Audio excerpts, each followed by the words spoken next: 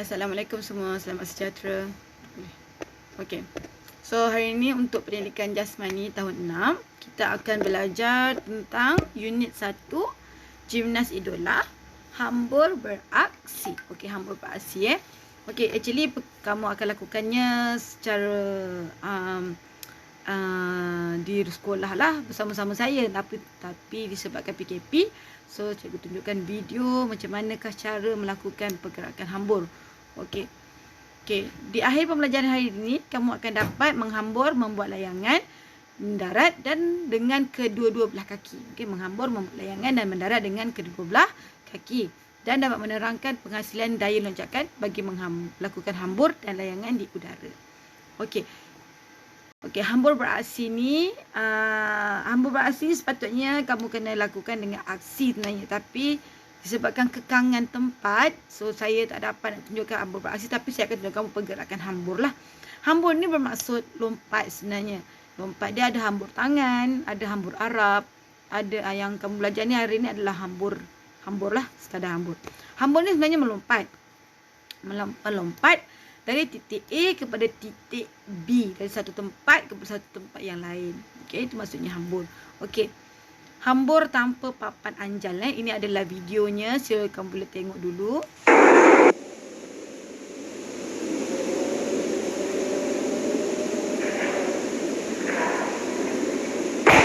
Okey, hambur tanpa papan anjal ada 3 fasa. Fasa yang pertama melompat, layangan, fasa kedua adalah layangan, dan fasa ketiga adalah mendarat.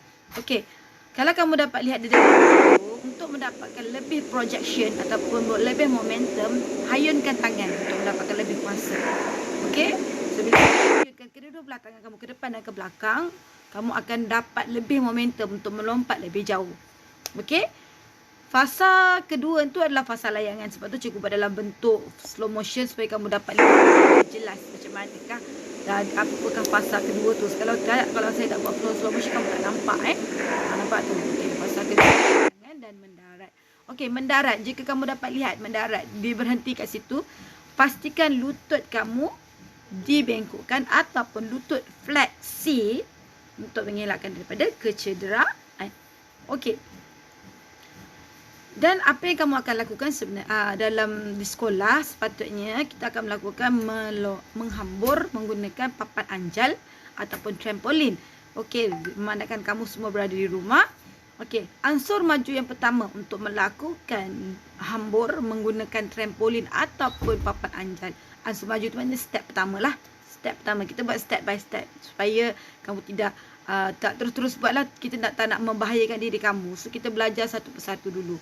Okey, ansur maju yang pertama, melangkah ke trampolin dan melompat. Okey, lihat secara slow motionnya anak saya melangkah di atas trampolin dan melompat dekat kedua belah. Ingat ya, ini adalah sekadar tontonan kamu sahaja. Tak perlu tanpa pemantauan ataupun tanpa kemahiran yang betul akan mencederakan kamu. Jadi ini sekadar tontonan sahaja. Jangan buat di rumah ya. Okey. Ansur maju yang kedua adalah menghambur dan mendarat dengan kedua-dua lutut fleksi. Okey. Menghambur daripada atas trampolin mendarat ke atas tilam dengan kedua-dua lutut fleksi. Ingat tu, lutut mesti fleksi. Alright. Okay, ini adalah lakuan penuh. Lakuan penuh menghambur dengan trampolin ataupun papan anjal dan mendarat ke atas tilam.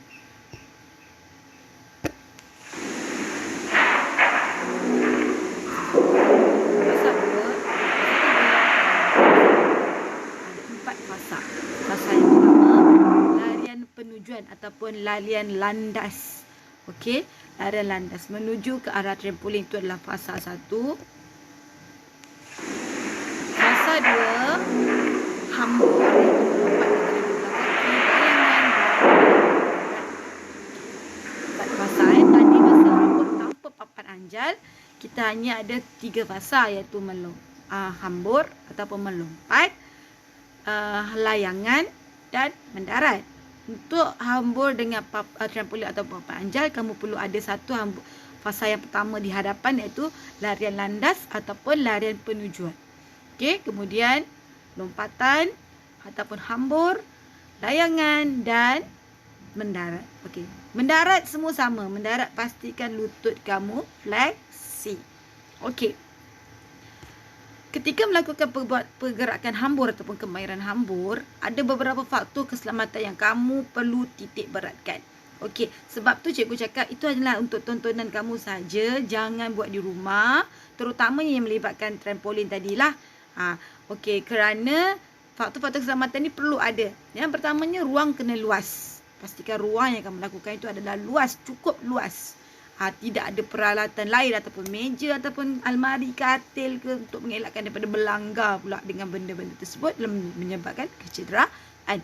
Yang keduanya, ketika mendarat, pastikan, saya ulang lagi sekali, pastikan lutut fleksi. Lutut fleksi itu untuk apa?